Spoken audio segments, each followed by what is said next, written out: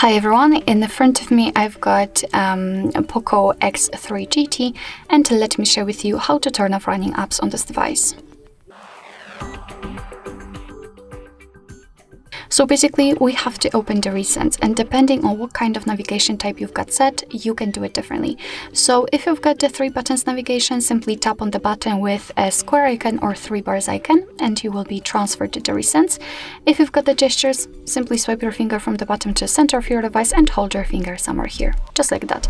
After releasing, you can see that here we've got the recents, and if you want to close, for example, only one of those apps, just find it and swipe it to the right or to the left. If you want to close all of them, just tap on this X button here. And as you can see, we've got the information we can always enter to check, and here we've got no recent items, which simply means that we just successfully close all background apps.